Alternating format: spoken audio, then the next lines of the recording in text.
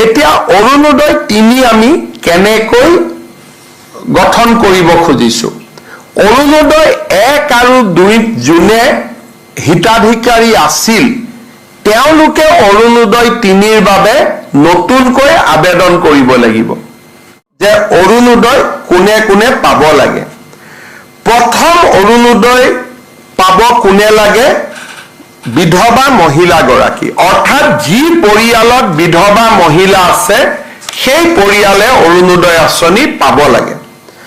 যদি কোনোবা পৰিয়ালত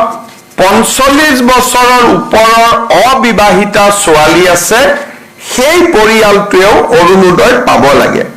কোনোবা পৰিয়ালত যদি বিবাহ বিচ্ছেদ হোৱা মহিলা আছে সেই পৰিয়ালটোৱেও অৰুণোদয় পাব লাগে কোনোবা পৰিয়ালত যদি স্বামীয়ে বিবাহ বিচ্ছেদ আইনমতে দিয়া নাই কিন্তু এৰি থৈ গুচি গ'ল তেনেকুৱা মহিলা থকা পৰিয়ালত অৰুণোদয় পাব লাগে এইটো হল অৰুণোদয় প্ৰথম নিয়ম দ্বিতীয় অৰুণোদয় কোনে পাব লাগে কাৰোবাৰ ঘৰত যদি তৃতীয় লিংগৰ ব্যক্তি আছে পুৰুষ আৰু মহিলাৰ পিছত আৰু এটা লিংগ থাকে উভয় লিংগ থকা পৰিয়ালতো অৰুণোদয় আমি দিব লাগে তৃতীয়তে যাৰ ঘৰত দিব্যাংগ ব্যক্তি আছে কাৰণ পৰিয়ালটোৱে দিব্যাংগ ল'ৰা ছোৱালী এটাক চাবৰ কাৰণে খৰচ কৰিব লাগে দিব্যাংগ ব্যক্তি থকা পৰিয়ালক আমি অৰুণোদয় দিব লাগে তৃতীয় চৰকাৰী বৃদ্ধাশ্ৰমত যিসকল আইতা থাকে সেই আইতাসকলক আমি অৰুণোদয় দিবই লাগে তৃতীয়তে যাৰ ঘৰত এইডছৰ বেমাৰী আছে থেলাছেমিয়া আছে হিমোফিলিয়া আছে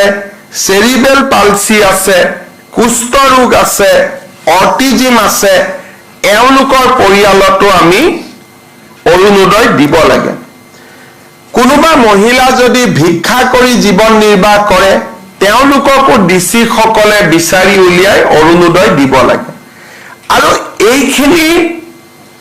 মহিলাক অৰুণোদয় দিয়াৰ পিছত যিখিনি বাকি থাকে সেইখিনি যাৰ বাৰ্ষিক উপাৰ্জন 2 লাখ টকাতকৈ কম তেওঁলোকে অৰুণোদয় আঁচনি পাব পাৰিব